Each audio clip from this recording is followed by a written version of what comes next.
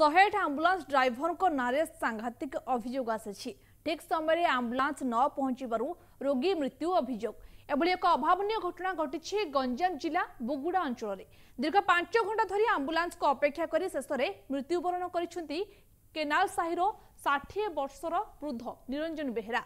निरंजन राति असुस्थ थिबा बेले तांको बुगुड़ा मेडिकल को अणा जायथिला पर 104 आंबुलांस को कॉल करिबारु से केवल कोविड पॉजिटिव रोगी को ही नेबा आनिबा करिबाकू कहिथिले। सेपटे 108 आंबुलांस को फोन करिबारु से वर्तमान समय रे आंबुलांस नथिबा कही बारंबार कॉल टी को काटी देथिले। फଳରେ वृद्ध रोगी जनक कष्ट जंत्रणा छटपट होई शेषरे मृत्युवरण करिथिबा परिवार पक्षरु अभियोग होईछि।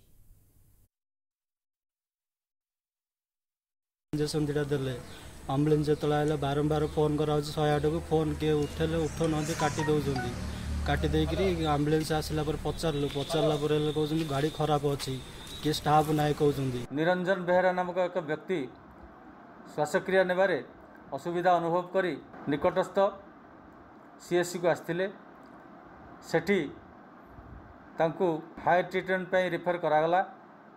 दीर्घ 2 घंटा धरी से आंबुलेंस को अपेक्षा कले 108 को कॉल कले किंतु दुर्भाग्यर कथा 2 घंटा बीतीगले आंबुलेंस सेवा तांको उपलब्ध हो पारिला नहीं।